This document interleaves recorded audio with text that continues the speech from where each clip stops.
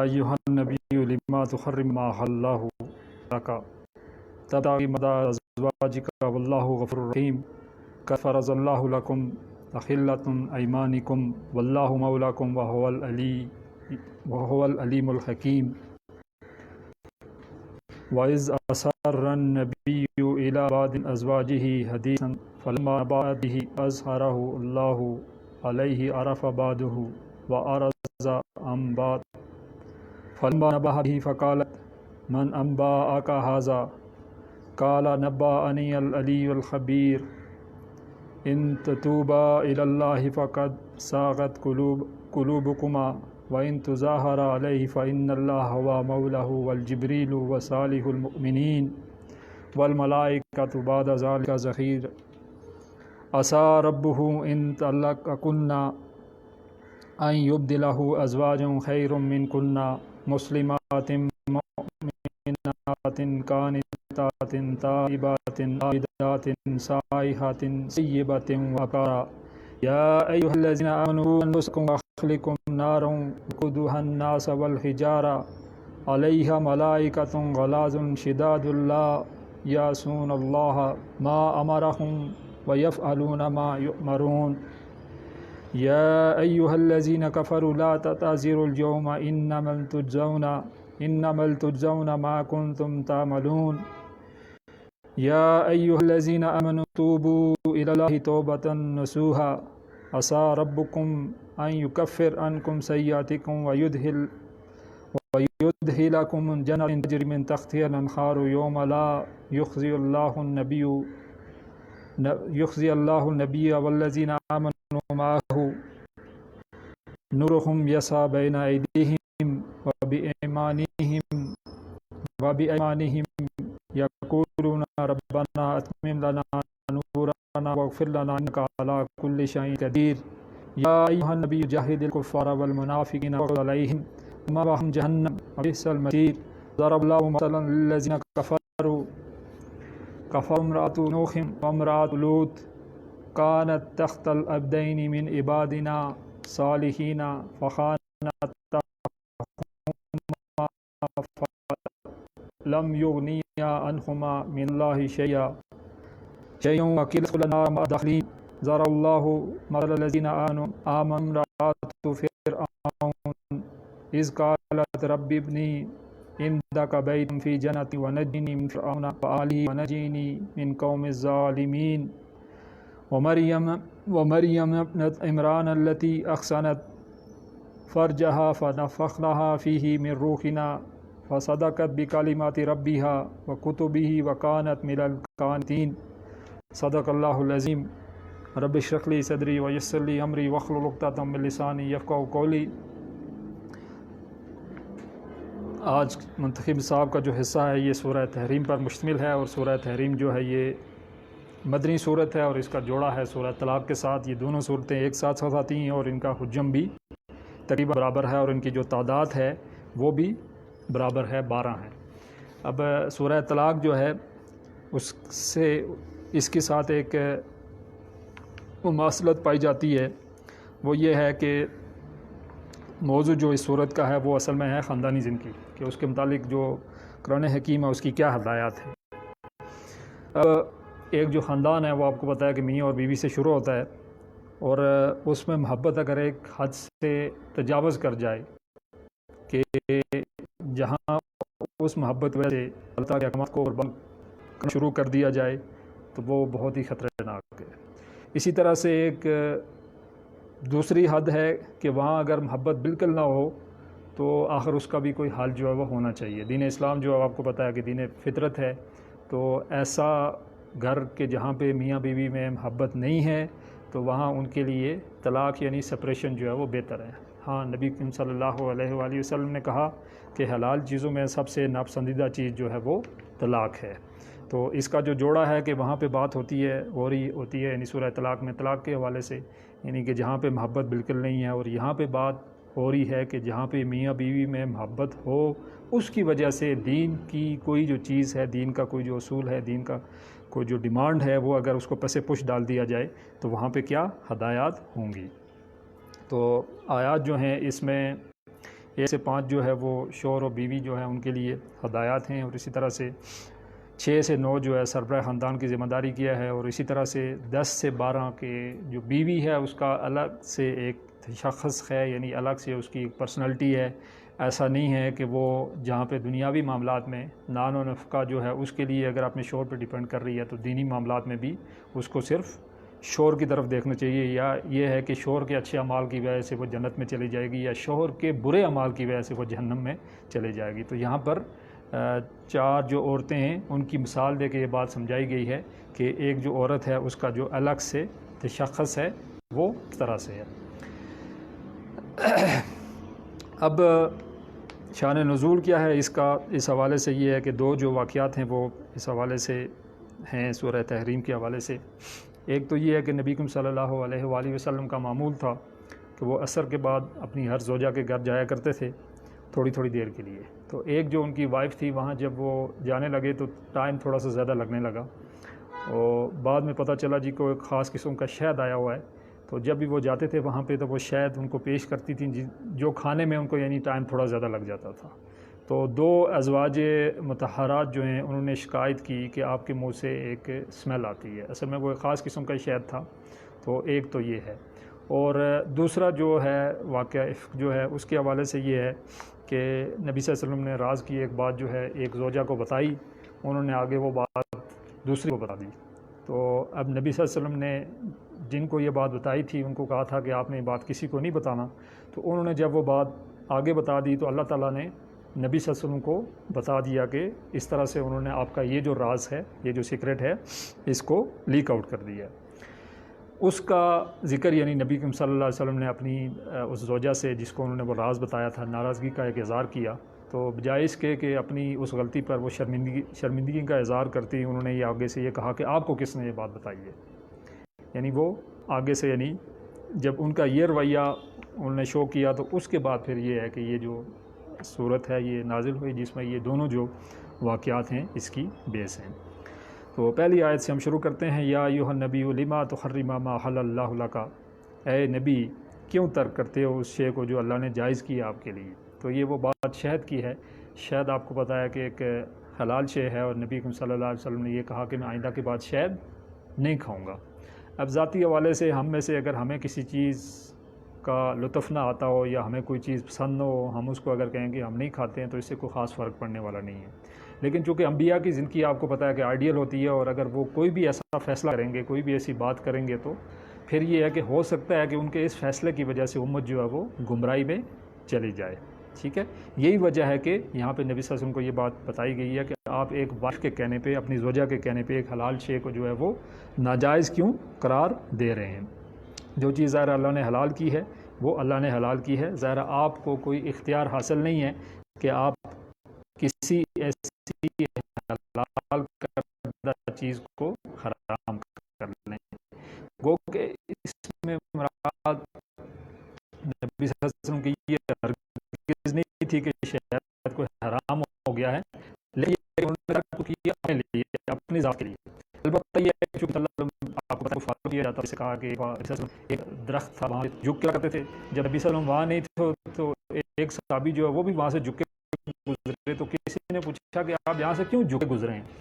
تو انہوں نے کہا کہ اصل میں جب تھے تو ایک درخت میں کٹ گیا، تو انہوں نے کہا وہ وہاں سے جھک کے گزرے تھے، میں یہاں سے جھک کے گزر رہا ہوں۔ تو اس حد تک نبی صلی اللہ علیہ وآلہ وسلم کی جو ہے فالو کیا جاتا تھا۔ تو یہی وجہ ہے کہ یہ خاص بات ان کے لیے ہے، ٹھیک ہے۔ تو یعنی یہ ہے کہ ان کو بھی اس بات کی پرمیشن نہیں ہے کسی کے کہنے پہ کسی چیز کو وہ جو ہے حرام قرار دیتے ہیں۔ پھر کہا کہ تب تک مردہ ازواج کا کہ اپنے صلی اللہ علیہ وسلم اس سے بیوی کو کہ آپ نے جو کیا ہے کیا اس سے آپ یہ چاہ رہے ہیں کہ آپ کی جو وائف ہیں وہ آپ خوش ہو جائیں، یعنی کہ نبی صلی اللہ علیہ وسلم جو ہے بہت زیادہ محبت اپنی تمام جو ازواج مطہرات سے ان کے ساتھ محبت کرتے تھے۔ تو یہاں پہ جو بات بتائی جا رہی ہے کہ بیویوں کی محبت میں اسلام کا کوئی حلال کی ہوئی چیز اس کو حرام قرار نہیں دیا جا سکتا، یہ حرام کو حلال نہیں قرار دیا جا سکتا ہے۔ عام طور پر آپ کو پتہ ہے کہ ہمارے یہاں معاشرے کے اندر جو رویہ ہے وہ یہی ہے کہ گھر کی طرف سے جب پریشر آتا ہے کہ نہیں بھائی شادی جو ہے اس میں مہندی بھی ہوگی، ڈولی بھی ہوگی، یہ بھی ہوگا وہ بھی ہوگا، تو پھر آپ کو پتہ ہے کہ جو بڑے بڑے ہیں ان کا دین اسلام جو ہے وہ گھر کے اندر ہی دفن ہو جاتا ہے۔ تو یہ البتہ یہ ہے کہ یہاں پہ بات بالکل کلیئرلی بتا دی گئی ہے کہ نہیں، ایسا کچھ بھی نہیں ہو سکتا ہے۔ اللہ کی خوشنودی جو ہے وہ آپ کی پہلی پرائرٹی ہونی چاہیے، ٹھیک ہے، اس کے بعد اس کے دائرے کے اندر اگر کوئی چیز ہے تو آپ اس کو بے شک کر لیں۔ پھر کہا کہ واللہ غفور الرحیم، اور اللہ بخشنے والا ہے، اور اللہ تعالیٰ جو ہے وہ بخشنے والا ہے، یعنی یہ ہے کہ ٹھیک ہے اگر کوئی غلطی جو ہے وہ ہوئی ہے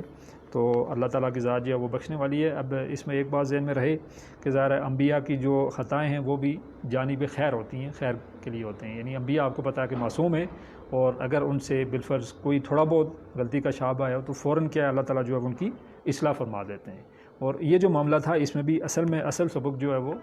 مومنین جو ہے، جو مسلمین ہیں، ان کو دینا تھا کہ محبت جو ہے وہ ایک حد سے زیادہ جو ہے وہ نہیں بڑھنی چاہیے، ٹھیک ہے، محبت ہونی چاہیے، اور گھروں کو جوڑ کے رکھنے کے لیے ضروری ہے کہ میاں بیوی کا جو تعلق ہے اس میں کیا ہو، ایک محبت کا جو ہے وہ تعلق ہو، لیکن یہ ہے کہ ایک حد سے زیادہ اگر محبت بڑھ جائے گی تو پھر آپ کو پتہ ہے کہ دین کو جو ہے وہ پس پش ڈال دیا جائے گا، تو یہ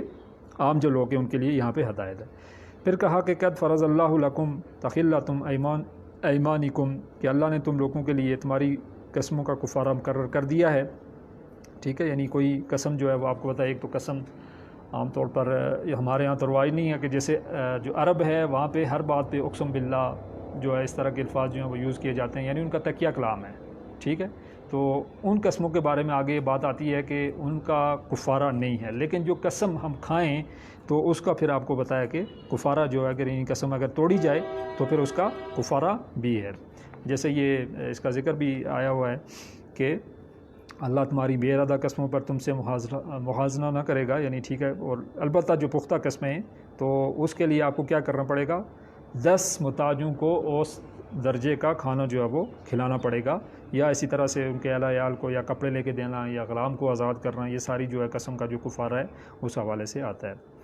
تو یہ ہے کہ قسم کھانے سے پہلے ظاہر ہمیں سوچنا چاہیے اور خواہ میں جو ہے وہ قسم کھا لینی نہیں چاہیے۔ البتہ یہ ہے کہ ایسی جو لغو قسمیں ہیں جو ہمارے ہاں رواج تو نہیں ہے، لیکن عرب کے اندر آپ کو پتہ ہے کہ یہ رواج ہے کہ وہ ہر بات پہ جو ہے وہ قسم کھاتے ہیں، تو اس کا کوئی موازنہ نہیں ہے، یعنی اس کی کوئی پوچھ نہیں ہے۔ اور پھر یہاں پہ لفظ آیا ہوا ہے مولا کے معنی ہے، یعنی حمایتی و پشت، کہ وہ هو العلی الحکیم، کہ وہ دانا ہے اور حکمت والا ہے، اللہ تعالیٰ ہوا مولاکم، کہ وہ تمہارا کارساز ہے، تمہارا دوست ہے، ٹھیک ہے، هو العلی الحکیم، اور وہ دانا ہے اور حکمت والا ہے، ٹھیک ہے، یعنی حکیم بھی ہے اور دانا بھی ہے، ایسا نہیں ہے کہ کوئی فیصلہ جو ہے وہ بغیر کسی وجہ کے کر دیتا ہے، بلکہ اس کے پیچھے جو ہے وہ لازماً جو ہے وہ کوئی نہ کوئی جو ہے حکمت جو ہے وہ پوشیدہ ہوتی ہے۔ پھر آیت نمبر جو 3 ہے، اس میں کہا کہ اذ اسر النبی الی بعض ازواجہ حدیث، یہ جو دوسرا قصہ ہے یہ اس کی بات یہاں پہ آ رہی ہے کہ جس کے بارے میں آپ کو بتایا کہ ایک زوجہ جو انہوں نے راز کی بات دوسری سے کر دی، اور کہا کہ یاد کرو جب نبی صلی اللہ علیہ وآلہ وسلم نے اپنی ایک زوجہ سے ایک راز کی بات کہی، ٹھیک ہے، فلما نبأت بہ، تو اس زوجہ نے وہ بات دوسری کو بتا دی، وہو اظہرہ اللہ علیہ، تو اللہ نے اس سے نبی صلی اللہ علیہ وسلم کو آگاہ فرما دیا، ٹھیک ہے، تو اللہ تعالیٰ نے آگاہ کر دیا کہ اس طرح سے ہوا کہ آپ کی جو زوجہ ہیں جن کو آپ نے رازدان بنایا ہے، انہوں نے کیا کیا ہے، انہوں نے وہ بات جو ہے کسی اور سے کر دی ہے۔ اب پھر آگے کیا، وَعَرَفَ بَعْضُهُ وَأَعْرَضَ عَنْ بَعْضٍ، تو نبی صلی اللہ علیہ وسلم نے ان زوجہ کا وہ بات کچھ جتلائی اور کچھ نہ بتلائی، یعنی اشارے کنائے سے انہوں نے بات بتائی کہ آپ جو بات ہے وہ کسی کو بتا دی ہے۔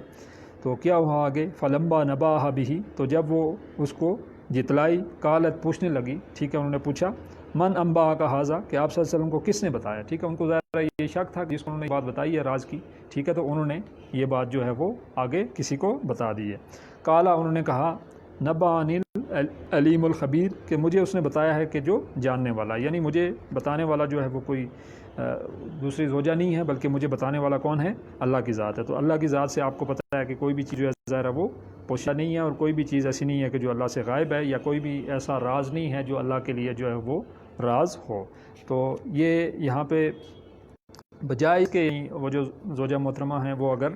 یعنی اپنی جو بات ہے اس کے بجائے وہ کیا کرتی،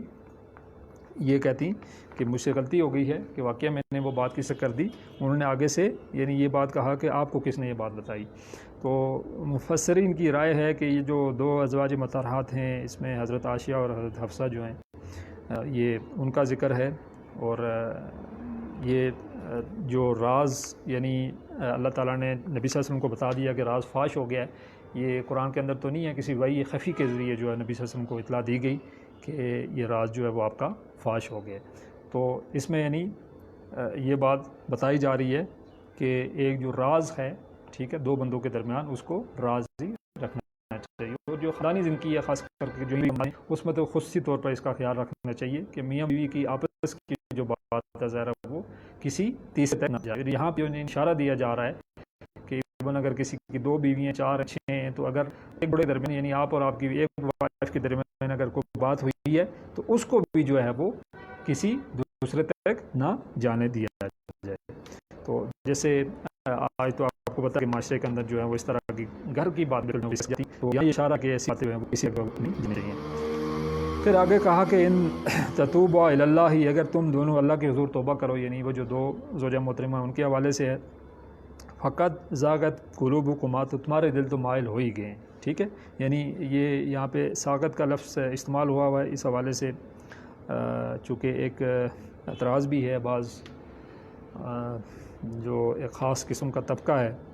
وہ آپ کو پتہ ہے کہ چھوٹی چیزوں کو ایک بہت بڑی چیز بنا لیتے ہیں، اور انہوں نے اس کا ترجمہ اس طرح سے کیا کہ اس کا مطلب ہے کج ہونا. ٹھیک ہے، یعنی یہ ایک درست نہ ہونا. حضرت عائشہ پہ آپ پتہ کہ اعلان بھی لگا تھا. تو یہ جو اس طرح کا طبقہ ہے ان کے ہاں وہ ایسی جو چھوٹی چیزیں ہیں وہ آپ کو بتایا کہ ان کو وہ بہت زیادہ اچھالتے ہیں. ٹھیک ہے، تو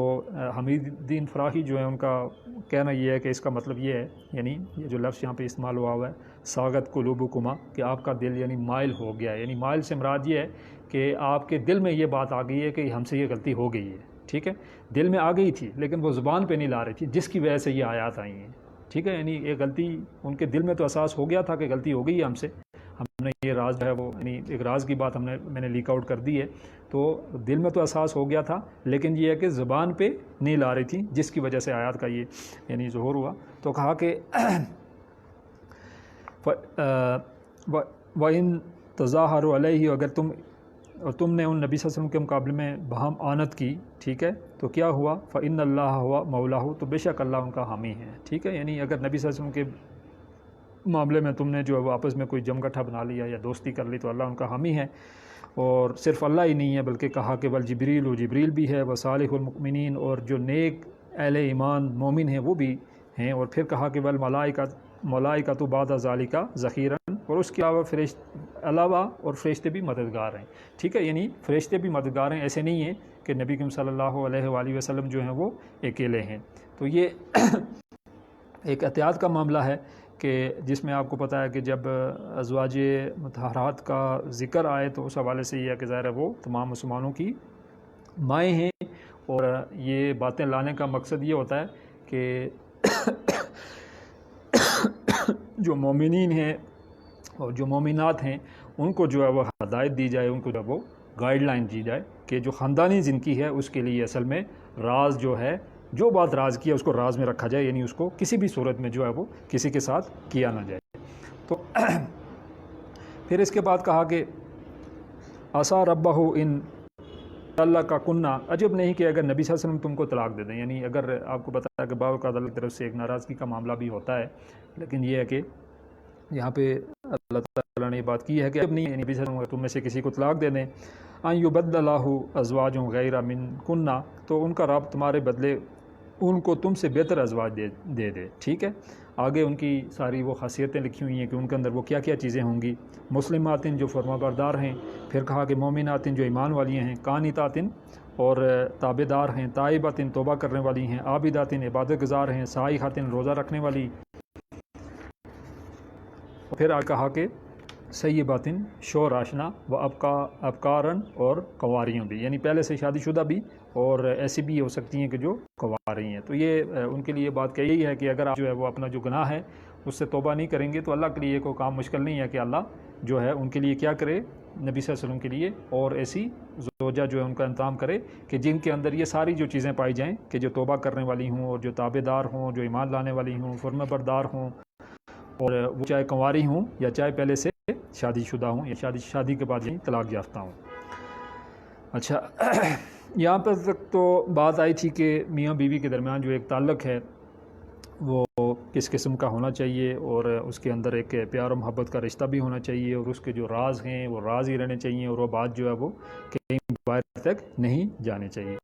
اب یہاں سے آگے جو اس کا دوسرا حصہ ہے، یہاں پہ بات آئی ہے کہ جو سربراہ خاندان ہے اس کی کیا ذمہ داریاں ہیں. تو یہ آیت خاصی مشہور بھی ہے کہ یا ایھا الذین آمنوا قوا انفسکم واہلکم نارا، کہ اے مومنو بچاؤ اپنے آپ کو اور اپنے اہل عیال کو آتش جہنم سے. ٹھیک ہے، یعنی جہنم کی جو آگ ہے نہ صرف اپنے آپ کو بچانا ہے بلکہ اہل و عیال کو بھی بچانا ہے. یہاں پہ ایک جو ذمہ داری ہے صرف یہ نہیں ہے کہ اپنے اہل و عیال جو ہیں وہ ان کو دنیاوی حوالے سے کھلانا پلانا ہے اور ان کو اچھے کپڑے لے کے دینے ہیں، اچھی تعلیم دینی ہے، بلکہ یہ ہے کہ اس چیز کی بھی کوشش کر رہی ہیں کہ آخرت میں بھی وہ کامیاب ہو جائیں اور آگ سے بچ جائیں. اور پھر آگے اس آگ کا تعارف ہے، جہنم کا تعارف ہے کہ وقودھا الناس والحجارہ، کہ جس کا ایندھن جو ہے وہ آدمی ہیں اور پتھر ہیں. اور آپ کو پتہ ہے کہ پتھر جس کا ایندھن ہو تو وہ کتنی سخت آگ ہوگی. ظاہر ہے اگر کوئی ایسی بٹی آپ نے دیکھی ہوگی جہاں پہ، ہم نے تو نہیں دیکھی ہے یا کہیں سنا نہیں ہے ایسا، کہ جہاں پہ پتھر کو پگھلا لیا جائے تو ظاہر وہ آگ کتنی سخت ہوگی. تو لوہا جہاں پہ پگھلایا جاتا ہے آپ کو پتہ ہے کہ وہ بھی ایک ایسی آگ ہے جو بہت ہی ایک سخت آگ ہوتی ہے. تو ایک ایسی آگ کہ جہاں پہ ایندھن ہی پتھر ہو تو پھر کیا ہے، اس کے لیے پھر بہت ہی سخت قسم کی آگ ہوگی اور اس سے بچاؤ. تو اس میں یہ بھی ایک حدیث جو ہے وہ آتی ہے کہ تم میں سے ہر ایک جو ہے وہ کیا ہے، نگران ہے، اور اس سے اسے جو ماتحت لوگ ہیں ان کے بارے میں سوال کیا جائے گا. ٹھیک ہے، جیسے ایک شخص جو ہے اگر کے پاس کوئی 10 بکریاں ہیں تو وہ ذمہ دار ہے ان 10 بکریوں کا. اسی طرح سے اگر کوئی شخص جو ہے کوئی ایک خاندان کا جو سربراہ ہے، اس کے گھر کے اندر 5 افراد ہیں، 6 ہیں، 10 ہیں، تو وہ ان سب کا ذمہ دار اور نگہبان ہے، تو ان کے بارے میں سوال بھی کیا جائے گا. ایسا نہیں ہے کہ اس سے جو ہے وہ پوچھا نہیں جائے گا. آگے کہا کہ علیہم ملائکۃ غلاظ شداد، یہ جہنم کی بات ہے جس پر تندخو اور سخت فرشتے جو ہیں وہ مقرر کیے گئے ہیں. یعنی جہنم جو ہے اس کیا ہے، جو فرشتے ہیں وہ بھی کوئی ایسے فرشتے نہیں ہیں کہ جو بہت ہی کوئی اچھے ہوں، بلکہ کیا ہے، ایسے فرشتے ہیں کہ جو بہت ہی سخت ہیں. ٹھیک ہے، اور تندخو ہیں. ٹھیک ہے، لا یعصون اللہ ما امرہم، اور اللہ ان کو جو حکم دیتا ہے اس کی نافرمانی نہیں کرتے. ٹھیک ہے، یعنی ان فرشتوں کو جو بھی جو ہے وہ حکم دیا جاتا ہے اس کی کسی صورت میں جو وہ نافرمانی نہیں کرتے ہیں، اور اللہ کا جو ہر حکم ہے اس کو جو وہ مانتے ہیں. اور ایسا نہیں ہے کہ اللہ کوئی ان کو حکم دے اور وہ جو ہے وہ اپنی کوئی حکم کر لیں، یعنی وہ اس حکم کو نہ مانے. آگے پھر یا کرتے ہوئے اس کا حکم دیا جاتا ہے. ٹھیک ہے، یعنی ایسے فرشتے جو جہنم پہ ہوں یا جنت پہ بھی ہوں کرتے وہی ہیں جس کا انہیں حکم دیا جاتا ہے. ایسا نہیں ہے کہ ان کی اپنی کو مرضی یا اپنی کو ول شامل ہوتی ہے کہ ٹھیک ہے کچھ جیسے اللہ نے ہمیں کہا کہ یہ کام کر رہے ہیں تو ہم نے اپنی مرضی کے چاند کام تو لے لیے اور چاند کام جو ہے وہ ٹھیک ہے چھوڑ دیے، ہم ان کو نہیں کرتے ہیں. اور عام طور پر آپ کو پتہ ہی ہے کہ ہمارا جو ایک مزاج جو ہے وہ ہے کہ جس کے بارے میں وحی میں اس آیت میں آتی ہے کہ افتؤمنون ببعض الکتاب وتکفرون ببعض الکتاب وما جزاء من یفعل ذلک الا خزي فی الحیاۃ الدنیا ویوم القیامۃ یردون الی اشد العذاب وما اللہ بغافل عما تعملون. ٹھیک ہے، تو جو ہمارا خاندان ہے جس کے ہم ذمہ دار ہیں وہاں بھی دین دعوت کی پہنچانی ہے. یہ جو ہے اپنے بچوں کی بات سمجھ، بیٹا نماز تو پڑھا کریں، روزے تو رکھا کریں، لیکن یہ ہے کہ سیاسی نظام کی بات آئے تو ہم اس کو ایجوکیٹ نہ کریں. معاشی نظام کی بات ایجوکیٹ نہ کریں. معاشی نظام کی بات ہے ہم اس کو ایجوکیٹ نہ کریں. معاشرے کے اندر خرافات ہیں اس کے بارے میں مسلم رہیں. نیکی کا حکم دینا، بدی سے روکنا فرض ہے، ہم یہ اس کو نہ بتائیں. اس کو یہ نہ بتائیں کہ نظام اگر باطل ہے تو اس کے نیچے تقویٰ جو ہے وہ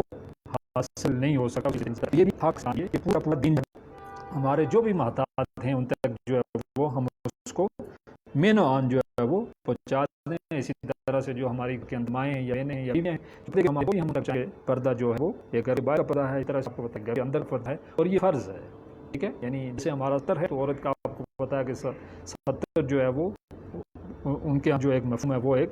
ڈفرینٹ مفہوم ہے. تو اگر ذرا ہم جب دفن کرتے ہیں تو آپ کو پتہ ہے قبر پہ عام طور پر اعلان ہوتا ہے جی کہ نامحرم جو ہیں وہ دور چلے جائیں.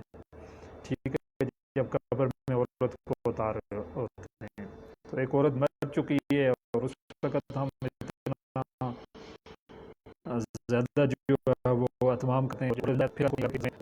اس کا مطلب یہ ہے کہ ہم بھی اللہ کے اس عذاب کے جو ہیں وہ مستحق ہیں. تو ہمارا کام یہ ہے کہ اچھے طریقے سے ربک بالحکمت والموعظۃ الحسنہ اچھے طریقے سے بات جو ہے وہ پہنچا دینا کہ یہ معاملہ جو ہے وہ فرض کا ہے. ٹھیک ہے، تو پورا کا پورا جو دین ہے اس کی دعوت تک پہنچانا، یعنی یہ نہیں کہ کوئی پک اینڈ چوز والا معاملہ ہو، ورنہ آپ کو پتہ ہے کہ جو یہاں پہ بتائی گئی ہے جہنم ہے جس کا حکم ان کو اللہ دیا ہو وہ مخالفت کریں۔ پھر آگے کہا کہ یا ایھا الذین کفروا کفروا لا تعتذروا یوم، کہ آج بہانے مت بناؤ، ٹھیک ہے، یعنی قیامت والے دن آپ کو پتہ ہے کہ بہانہ جو ہے اللہ کے سامنے بنایا نہیں جا سکے گا۔ جب ہمارے ہاتھ، پاؤں، آنکھیں، کان، ہر ایک چیز جو ہے ہمارے خلاف گواہی دے گی، تو اس وقت آپ کو پتہ ہے کہ کوئی بھی بہانہ جو ہے وہ نہیں بنایا جا سکتا ہے، ٹھیک ہے۔ اور اگر کوئی بہانہ جو ہے وہ انسان بنانے کی کوشش کرے گا بھی تو وہ دیکھے گا کہ اس کے اپنے جو اعضاء ہیں وہ اس کے خلاف جو ہیں وہ گواہی دے رہے ہیں۔ تو پھر کہا کہ انما تجزون بما کنتم تعملون، تمہیں بدلہ دیا جائے گا اسی عمل کا جو تم کرتے رہے ہو، ٹھیک ہے، یعنی جو عمل ہم کرتے رہیں بدلہ اسی کا ہوگا۔ اللہ اپنی طرف سے آپ کو بتایا نہ اس میں کوئی ذرہ برابر جو ہے وہ ایسا نہیں ہے کہ کوئی زیادتی کا معاملہ ہوگا، ٹھیک ہے، یہاں جس کو چاہے جس کا فضل جو ہے وہ اللہ کو زیادہ کرے وہ ایک الگ بات ہے، لیکن کوئی معاملہ زیادتی کا نہیں ہوگا۔ یعنی قیامت والے دن آپ کو بتایا کہ مثقال ذرۃ خیر یرا ومثقال ذرۃ شر یرا، کہ ذرہ برابر جو نیکی ہے وہ بھی کھل کر سامنے آ جائے گی، اور ذرا برابر اگر کوئی بدی ہے تو وہ بھی کھل کر سامنے آ جائے گی۔ پھر آگے تو بتا رہی ہے کہ یا ایھا الذین آمنوا توبوا الی اللہ، اے وہ لوگ جو ایمان ہو کیا اللہ کے حضور توبہ کرو، اور کون سی توبہ؟ توبہ نصوحہ، سچی توبہ، ٹھیک ہے۔ ہم توبہ کی تسبیح جو ہے وہ 500 بار روز پڑھ لیتے ہیں، استغفر اللہ استغفر اللہ استغفر اللہ، لیکن یہ حقیقت میں ہمیں اپنے اس گناہ پہ کوئی ندامت نہیں ہے، کوئی شرمگی نہیں، پھر آپ کو پتہ ہے کہ اس سے کبھی کوئی فائدہ ہونے والا نہیں ہے۔ لیکن جو شرائط ہیں 5 شرائط ہیں، یہ حقیقی ندامت اور افسوس ہو جو ہم نے کیا ہے، اور پھر اس کا آئندہ نہ کرنے کا ایک وعدہ بھی ہو کہ کام نہیں کرنا، پھر اسی طرح سے گناہ معاملہ ترک کر دینا، یعنی اس کو چھوڑ دینا، یہ کر بھی رہے ہیں اس کے حرام رہے ہیں ادھر سے ہم استغفار استغفار استغفار بھی پڑے جا رہے ہیں۔ پھر کہا کہ کسی بندے کے ساتھ کوئی زیادتی کی ہوئی ہے، ٹھیک ہے، تو اس سے جا کر جو ہے وہ معافی مانگ جائے، اور اگر کسی کے ساتھ ایسی زیادتی ہے کہ جس کا ازالہ کیا جاتا ہے، بالکل یہ ہے کہ کسی سے آپ کو پیسے لیے ہوئے ہیں تو وہ آپ کو دے دیں۔ اسی طرح سے اگر کسی کے ساتھ کوئی گالم گلوچ کا معاملہ ہو، اس کا جو اپنا نفس ہے اصل میں کیا ہے وہ اس کو نام ڈلا رہا ہوتا ہے، ٹھیک ہے۔ نفس کے حوالے سے ہم نے دیکھا تھا کہ ایک ایسا نفس امارہ جو ہے وہ انسان کو جو ہے کیا کرتا ہے، گناہوں کی طرف جو ہے وہ بلاتا ہے۔ تو ہمیشہ کوشش کی جائے کہ جب بھی توبہ کی جائے تو توبہ دل کے ساتھ کی جائے، ہاں اس کے بعد اگر ظاہر ہے کوئی گناہ ہو جاتا ہے پھر دوبارہ سے ہو جاتا ہے تو پھر انسان جو ہے وہ توبہ کر لیتا ہے، لیکن جب انسان توبہ کرے تو پھر اس وقت کیا کرے، گناہ دور کر دے گا، ٹھیک ہے، یعنی ایک انسان جو ہے وہ سچی توبہ کرے، اللہ کیا کرے گا، اس کے گناہ جو ہے اس سے دور کر دے گا، اور اسلام کے اندر کو توبہ درجہ کھل جاتا ہے اس سے پہلے وہ موت کا وقت نہ آ جائے، یعنی جب آپ کو موت کا وقت آ جائے آخر وقت بند ہو جاتا ہے۔ جیسے آپ کو پتہ ہے کہ جب فرعون پانی کے تو ڈوبنے والا تھا تو اس نے بھی کہا کہ میں ایمان لے آیا اللہ پر، کس کے؟ موسیٰ کے خدا پر، لیکن آپ کو پتہ ہے کہ اس کی وہ توبہ جو ہے وہ قبول نہیں کی۔ تو اس کے لیے ضروری ہے، ظاہر ہے موت کا تو آپ کو پتہ ہے کہ کوئی پتہ نہیں ہے، کہ انسان جو ہے وہ اپنے گناہوں پہ نظر رکھے اور ان پہ جو ہے وہ توبہ کرتا رہے، اور مستقلاً جو ہے وہ کسی ایک گناہ پہ ڈیرا نہ ڈال دیا جائے، چاہے وہ گناہ صغیرہ ہی کیوں نہ ہو۔ تو ایسے لوگ ان کے کہا کہ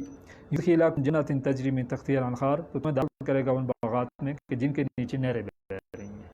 ٹھیک ہے، یعنی توبہ کرنے والے جو لوگ ایسے ہی ہیں، کہا کہ جنہوں نے کبھی گناہ کیا ہی، ٹھیک ہے، اور توبہ کرنے والے جو ہیں بالکل پاک اور صاف ہو جاتے ہیں۔ پھر آگے کہا کہ یوم اللہ یخزی اللہ نبی کس کو، یعنی نبی صلی اللہ علیہ وسلم کو، والذین آمنوا معہ، جو ایمان والے ہیں، اور آگے پھر بتا یا نوری یسطا بین ایدیہم وبایمانہم، کے آگے اور دائیں طرف روشنی کا چلنا، نور کے حوالے سے نور جتنا انسان جو ہے جائے گا وہ آپ کو بتایا کہ اسی حساب سے کیا ہوگا، اس کا نور بھی ہوگا، اور بعض لوگوں کا نور جو ہے وہ اتنا ہوگا کہ وہ صرف اپنے پاؤں دور ہوگا، ٹھیک ہے۔ لیکن کہنا یہ ہے کہ جس کا نور اتنا ہے کہ جو اپنے پاؤں کو دیکھ سکے تو وہ بھی پل صراط کے پل سے گزر جائے گا، یعنی نور کا ہونا ضروری ہے۔ تو کیا ہوگا؟ نورہم یسعی بین ایدیہم و بایمانہم، تو روشنی نور ان کے اور آگے دائیں طرف روشنی کرے گا۔ یقولون، یعنی اب وہ دعا آ رہی ہے، کہیں گے ربنا اتمم لنا نورا، اے ہمارے رب ہمارے لیے پورا فرما دے ہمارے نور کو۔ یہ جو ایسے لوگ ہیں ان کی یہ دعا ہوگی کہ اللہ تو ہمارا جو نور ہے اس کو جو ہے وہ پورا کر لے اور ہمیں جو ہے وہ جنت میں جانے والا بنا دے۔ اچھا، پھر اس کے بعد آ رہا کہ وغفر لنا، اور ہمیں ربنا اتمم لنا نورنا وغفر لنا، اور ہمیں معاف کر دے، انک علی کل شیء قدیر، بے شک تو ہر چیز پر قادر ہے، یعنی تو تیرے لیے ناممکن ہے۔ پھر اس کے بعد جو آگے آیات آ رہی ہیں اس میں ہے یا ایھا النبی، اے نبی، جاہد الکفار والمنافقین، جہاد کیجئے کافروں اور منافقوں سے۔ اب یہ جو بات یہاں پہ جہاد کی آ رہی ہے، کافروں کے ساتھ تو ٹھیک ہے، آپ کو پتہ ہے قتال بھی ہے، منافقین کے ساتھ نبی صلی اللہ علیہ وسلم نے کوئی قتال کا معاملہ نہیں کیا ہے، ٹھیک ہے۔ تو یہ اس سے مراد یہ ہرگز نہیں ہے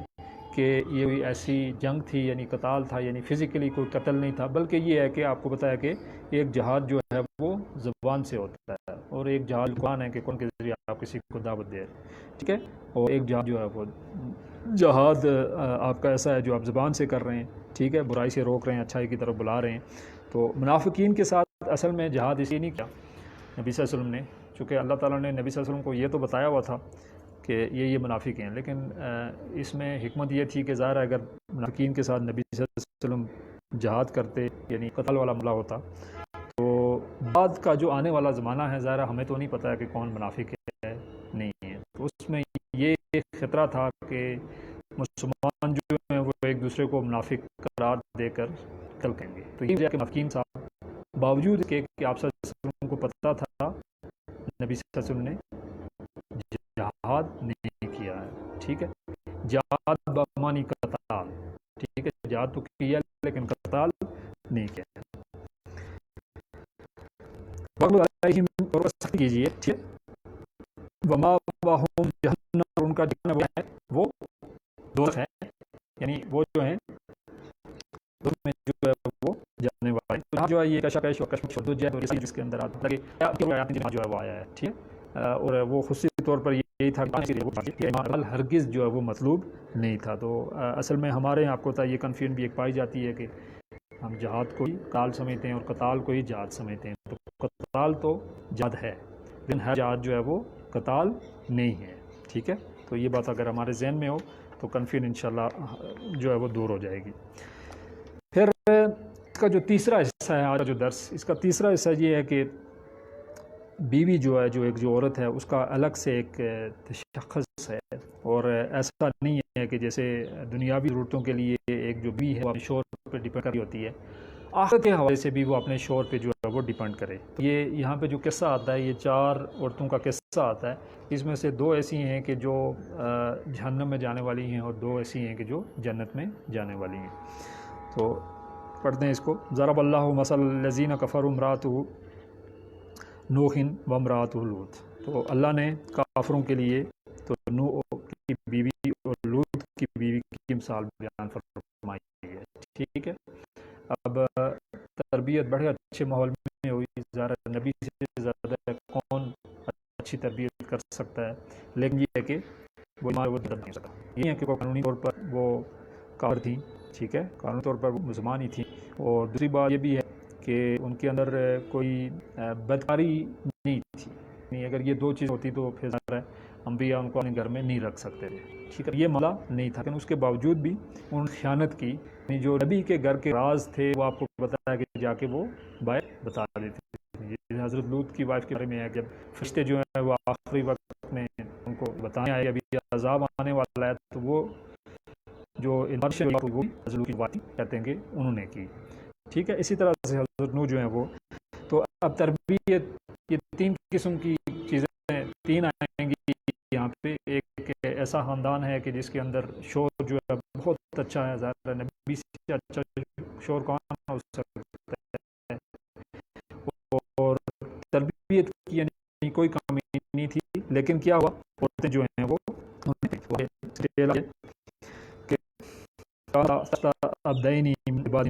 ہمارے دو نیک بندوں کے،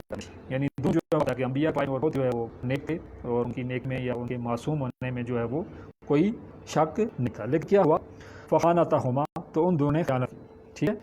فلم یغنیانہما من اللہ شیء، اللہ نے ان کے مقابلے میں یعنی ان عورتوں کو کچھ بھی کام نہ آیا، تو اللہ ان کے مقابلے میں ان عورتوں کے کچھ بھی کام نہ آیا، یعنی اللہ کے مقابلے میں وہ کچھ بھی نہ کی، ٹھیک ہے، اور اللہ نے بھی ان کی کوئی مدد نہ کی، یعنی یہ اس سے مراد یہ ہے کہ اگر شوہر جتنا بھی اچھا ہو، وائف جو ہے اگر وہ خود نیکی کے کام نہیں کرتی ہے تو اس کی کوئی مدد نہیں کی جائے گی، یعنی ایسے یہ بات چلے نہیں، میرا شوہر چونکہ بڑا نیک ہے تو اس کی وجہ سے میں بھی جنت میں چلی جاؤں گی، تو یہ بات یہ اگر کوئی اور نہیں ہو سکتا ہے کہ جس کی بیوی جو ہے بغیر اعمال کے جو ہے وہ جنت میں جانے والی بن جائے، تو اللہ کے مقابلے میں ان عورتوں کے کچھ بھی کام نہ آئے، ٹھیک ہے۔ پھر کہا وقیل ادخلوا النار مع الداخلین، اور ان کو حکم دیا گیا کہ داخل ہو جاؤ دوزخ میں داخل ہونے والوں کے ساتھ۔ اب یہ ماضی کا صیغہ ہے کہ یہاں پہ یہ بات آ گئی ہے کہ وہ داخل ہو گئیں، تو اس حوالے سے یہ ہے کہ اس سے مراد یہ ہے کہ یعنی یہ بھی ایک ثبوت ہے کہ جو مر گئے ہیں ان کے لیے قیامت قائم ہو گئی ہے، اور عذاب قبر کے حوالے سے یہ آیت بھی ایک ثبوت کے طور پر استعمال ہوتی ہے کہ جب انسان مر جاتا ہے تو پھر یا تو وہ جنت میں چلا جاتا ہے یا پھر جہنم میں جاتا ہے، اور اس کی قبر جو ہے وہ جہنم کا ٹکڑا بن جاتی ہے یا جنت کا ٹکڑا بن جاتی ہے، تو یہاں پہ یہ بات ماضی میں ہو گئی ہے کہ یہ کام ہو گیا ہے، وہ دونوں جو ہیں وہ کیا ہوا، جہنم میں چلی گئی ہیں، کس کے ساتھ، کہ داخل ہو جاؤ دوزخ میں داخل ہونے والوں کے ساتھ، یعنی جو مر گیا اس کی قیامت قائم ہوگی، یا تو وہ جنت میں چلا گیا یا وہ جہنم میں جو ہے وہ چلا جائے گا۔ تو شوہر کا جو ایمان ہے، ان کے جو ہسبینڈ تھے ان کے ایمان کی وجہ سے ان کو جو ہے وہ آپ کو بتایا کہ کوئی بھی فائدہ نہیں ہوا۔ پھر اس کے بعد دوسری مثال یہاں پہ آ رہی ہے، اور اس مثال کے اندر یہ حضرت آسیہ کی مثال ہے جو فرعون کی وائف تھی، اور بہت ہی جو ہے وہ آپ کو پتہ ہے کہ نیک اور پاک خاتون تھی۔ فرعون کا جو معاملہ ہے وہ آپ کو پتہ ہے کہ خدائی کا دعویٰ تھا اس کا، لیکن یہ ہے کہ حضرت آسیہ میں ان کا ذکر نبی ہو، ٹھیک ہے، کسی نبی کی وائف بھی نہیں تھی، لیکن ان کا ذکر آپ کو پتہ ہے کہ قرآن میں آ رہا ہے، ٹھیک ہے۔ تو کہا کہ ضرب اللہ مثل الذین آمنوا فرعون، اللہ نے مومنوں کے لیے فرعون کی بیوی کی بات بیان فرمائی ہے، تو دو مثالیں مومنین کے لیے ہیں، اور مثال جو ہے وہ جو پیچھے دو بیوی دو تھی مثال کی کسی لیے فرق دی ہے، تو کہا کہ کیا کہا کہ جب نے رجا کی ابھی نیند کا بھی کیا ہے میری جنت اپنے پاس ایک گھر بنا۔ اب یہ اگر کوئی آج ایسی عورت جس کو دنیا میں بہت ہی کوئی تکلیفیں ہیں، مشکلات ہیں، یا جس کا کوئی دنیاوی سٹیٹس نہیں ہے، وہ اگر ایسی دعا مانگے تو چلیں پھر بھی انسان سوچ سکتا ہے، لیکن آپ کو پتہ ہے کہ حضرت آسیہ رحمہ اللہ جو ہیں ان کو تو وہ سارا دنیاوی سٹیٹس حاصل تھا، ٹھیک ہے، لیکن اس کے باوجود ہی ان کا دل وہاں پہ مطمئن نہیں تھا، اور انہوں نے اللہ سے دعا کی، اے رب میرے لیے جنت میں اپنے پاس گھر بنا، نجینی من فرعون و عملہ، اور کیا کر، اور تو مجھے نجات عطا فرما فرعون اور اس کے سیاہ اعمال سے، ٹھیک ہے، ونجینی من القوم الظالمین، اور مجھے نجات عطا فرما ظالم قوم سے۔ تو تربیت جو ہے وہ بالکل اچھی نہیں تھی، ظاہر فرعون کا خدائی کا دعویٰ تھا، لیکن یہ ہے کہ حضرت آسیہ جو ہیں کیا تھا، وہ ایک نیک عورت تھیں، اور جس کی وجہ سے وہ جنت میں جائیں گی۔ اس کے بعد جو